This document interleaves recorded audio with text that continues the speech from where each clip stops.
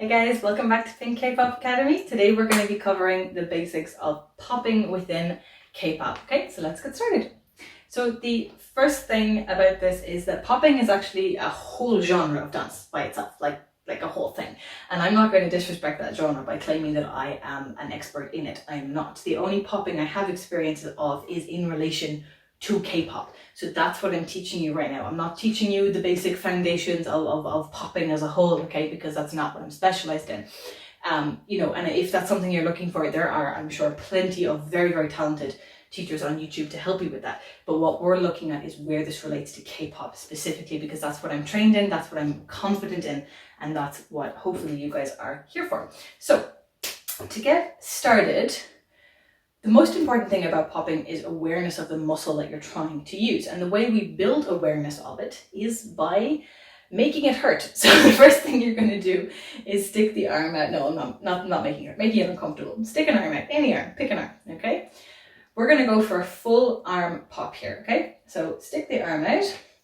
I want you to close the fist for me. Now you can already start to feel some tension building in the arm, but what I want you to do is tense every muscle in the arm, the whole thing. Now I want you to try not to tense the chest though, just the arm, and it might extend into the shoulder a bit, okay? So here we go. 3, 4, 1, 2, and drop it. So your arm should be shaking, okay? Here we go. 3, 4, 1, 2, and drop it. Okay, doing that one more time. 3, 4, 1, 2, and drop it. Well done. Okay, we're going to try this on the other arm now.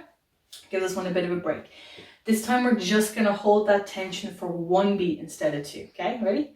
3, 4, 1, and drop it. Again, 3, 4, 1, and drop it. Remember, try and keep that chest relaxed. 3, 4, 1, and drop it. Give me one more. 3, 4, 1, and drop it. Awesome. Okay, we're going to bring it back to the other side. This time we're only going to hold it for half a beat. So it's going to be and drop. Okay, here we go. 3, 4, and drop. 3, 4, and drop. 3, 4, and drop. One more. 3, 4, and drop. All right. Give me the other arm again. 3, 4, and drop. 3, 4, and drop. 3, 4, and drop. 3, 4, and drop. Okay? So you can really feel the muscles moving and relaxing as you go. It's important that when you relax, just drop all of the tension immediately, straight away. That's what's going to give you the impact, is the drop as well. Okay, so now we're going to try to go even faster than the half a beat. So this is where it becomes a pop, okay? So you just tense and drop it immediately, okay? Ready? 3, 4, tense. 3, 4, pop. 3, 4, pop. 3, 4, pop. One more. 3, 4, pop. Give me a side. 3, 4, 3, 4, 3, 4, 3, 4, tense. Okay. So that is the basics of how popping works. Is you're tensing a muscle, releasing it really quickly, and that creates the pop effect. It's a punch of tension, and then it's gone. Okay, and it's the release as well as the punch that makes it so powerful as a move. Now we use them to add punch to things. We use them to add energy to moves, and you can apply the same logic. Like we do it on arms because arms is the easiest way to teach it, but actually you can apply this to literally any part of the body. Any muscle pretty much can be popped. Okay, it's just a matter of finding it, tensing it until you get used to what the muscle feels like, and then bringing it down from those 2 beats to the 1 beat to the half a beat to the pop beat itself. Okay, and this may take you a while. It doesn't necessarily take, you do it 5 times. Oh wait, now I can pop the muscle. Like, some muscles are going to be able to pop very easily, other muscles not, especially depending on whether or not you're used to using those muscles or not. If this is your first time like paying attention to your muscles, it's going to take a bit longer as well.